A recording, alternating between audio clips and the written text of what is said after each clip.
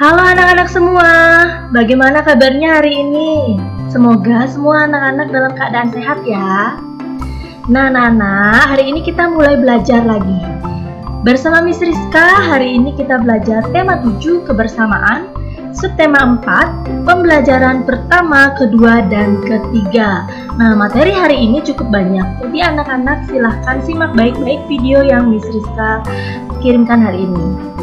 Anak-anak siapkan pensil, alat tulis kalian, serta buku modul kalian. Lalu buka buku modul halaman 39 sampai 43. Tujuan pembelajaran kita hari ini yaitu yang pertama, siswa dapat mengidentifikasi ciri-ciri fabel dan kata sapaan. Yang kedua, siswa dapat menentukan nilai pecahan sesuai gambar. Dan yang ketiga, siswa dapat mengidentifikasi hiasan dari bahan alam. Yang pertama, kita akan belajar ciri-ciri fabel. Ciri-ciri fabel antara lain adalah sebagai berikut.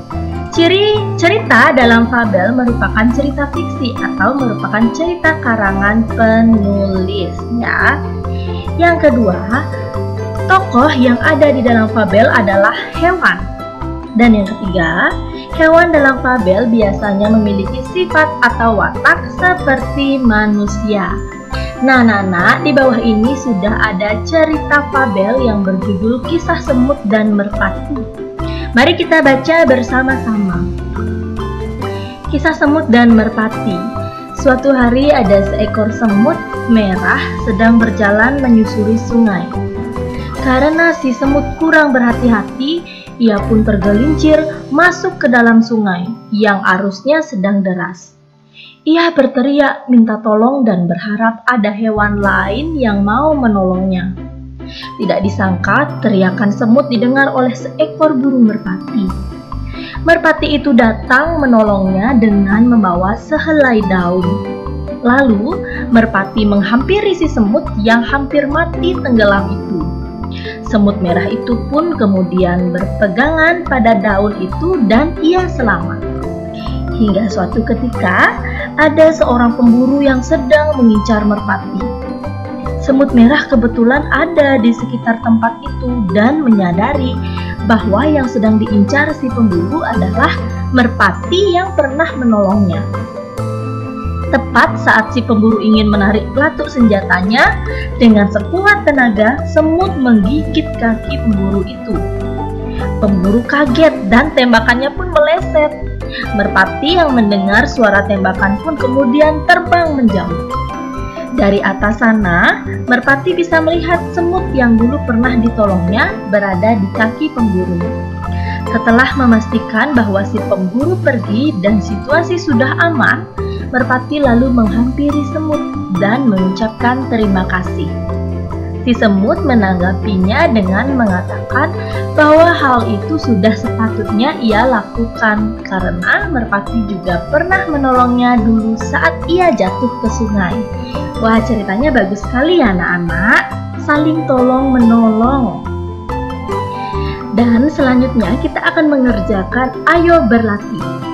Jawablah pertanyaan di bawah ini. Oke, anak-anak perhatikan ya, silahkan disalin di buku modulnya. Pertama, siapa tokoh yang diceritakan dalam fabel tersebut? Ya, semut dan merpati jawabannya.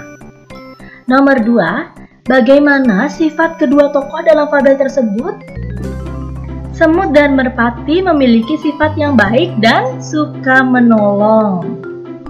Nomor 3, apa yang dilakukan semut saat merpati hampir ditembak oleh sang pemburu? Ya, semut menggigit kaki sang pemburu ya, karena untuk menolong merpati ya, agar tidak ditembak oleh sang pemburu. Selanjutnya kita akan belajar matematika, yaitu menentukan nilai pecahan sesuai gambar. Nah, ingat kembali ya pengertian pecahan. Pecahan itu merupakan bagian dari keseluruhan. Misalnya saat menyatakan pecahan dari sekumpulan benda seperti contoh berikut ini. Di sini ada 2 ayam. Nah, 1 ayamnya itu adalah pecahan 1/2. Ayam yang lagi satu juga pecahan 1/2. Nah, anak-anak, pecahan itu juga dapat digunakan untuk menyertakan bagian gambar yang diarsir seperti contoh berikut. Miss Rizka menjawab ya. Kita lihat soal ayo berlatih yang di bawah ini. Tuliskan nilai pecahan pada setiap gambar. Nah, di sini sudah dinyatakan pecahan 1/2. Berikut ini yang kosong ini merupakan pecahan berapa? Berarti yang berikut ini juga pecahan 1/2 ya. Nah, di sini ada berapa segitiga? Coba kita lihat yang B. 1, 2, 3, 4. Berarti satu segitiga ini menyatakan pecahan 1/4. Berarti semua pecahan itu menyatakan pecahan 1/4 juga ya. Oke, yang C sekarang gampang kan anak-anak? Nah, di sini ada berapa segitiga? 1, 2, 3. Nah, berarti segitiga satu bagiannya ini merupakan pecahan 1/3. Berarti teman-temannya yang lain juga menyatakan pecahan 1/3 juga. Oke, yang terakhir di sini ada diamond ya. Diamond ini ada berapa? Ada 4. Berarti satu diamond itu menyatakan pecahan 1/4. Berarti teman-temannya yang lain juga menyatakan pecahan 1/4 juga. Gampang bukan anak-anak? Oke, kita lanjutkan, yaitu yang selanjutnya membuat hiasan gambar dari bahan alam. Nah, lihat, salah satu bahan alam yang dapat digunakan untuk membuat hiasan itu adalah tanah liat. Nah, tanah liat dapat dibuat menjadi karya 3 dimensi seperti gerabah, keramik, dan patung. Nah, lihat di sini, Miss Rizka punya contoh gambar mobil-mobilan dari tanah liat. Selain tanah liat, bahan alam lainnya yang dapat digunakan untuk membuat hiasan adalah daun kering. Anak-anak sudah pernah membuat hiasan dari daun kering ya? Daun dapat dimanfaatkan untuk membuat hiasan bentuk benda tertentu. Sekarang anak-anak silahkan mengerjakan sendiri di buku modulnya, yaitu soal nomor 1 dan nomor 2 muatan SBDP ini. Oke, silahkan diisi di buku modulnya. Nah, selanjutnya kita beralih ke pembelajaran 3, yaitu di sini ada tempat wisata ya. Kita akan belajar keberagaman tempat wisata. Di sini sudah ada gambar Candi Borobudur.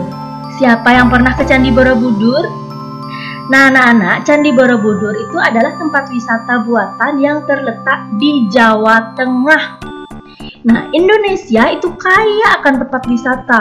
Ada tempat wisata alam dan wisata buatan. Contoh tempat wisata alam itu antara lain pantai, danau, air terjun, dan selain itu juga ada contoh tempat wisata buatan antara lain kebun binatang dan museum. Nah, semua tempat wisata itu memiliki kelebihannya masing-masing loh. Contohnya di sini ada cerita ya. Nina senang berwisata ke wahana air. Lani lebih senang berwisata ke taman buah. Tempat wisata kesukaan Nina dan Lani itu berbeda. Namun mereka tetap bermain bersama dengan rukun. Mereka juga tetap saling menghargai ya anak-anak. Ayo kerjakan berikut ini. Nomor 1, jelaskan bagaimana sebaiknya sikap kita kepada teman yang menyukai tempat wisata berbeda. Sikap kita sebaiknya kita harus tetap menghargai dan menghormati pendapat teman serta tidak merendahkan pendapatnya. Nah, anak-anak, selanjutnya kita akan belajar kata sapaan ya. Miss Rizka kemarin sudah pernah menjelaskan mengenai kata sapaan, anak-anak. Sekarang kita langsung saja menjawab soal yang ada di halaman 43 ini. Lengkapilah percakapan berikut dengan kata sapaan yang tepat dengan menggunakan kata yang telah disediakan. Kata yang telah disediakan itu yaitu yang berwarna hijau ini ya. Ada 4 kata. Jadi sekarang anak-anak silahkan mengerjakan di buku modulnya dengan jawaban yang sudah ada di sini. Jadi anak-anak tinggal memilih jawabannya saja lalu ditulis pada kolom yang sudah disediakan. Oke? Nah, anak-anak, itu saja materi kita hari ini. Memang cukup banyak materinya, tetapi anak-anak harus tetap semangat belajar ya. Jika ada yang kesulitan, bisa tanyakan Miss Rizka dan Miss Wulan. Jangan malu bertanya ya anak-anak. Salam sehat selalu, jaga kondisi anak-anak semua di rumah. Bye-bye, sampai jumpa pada video berikutnya.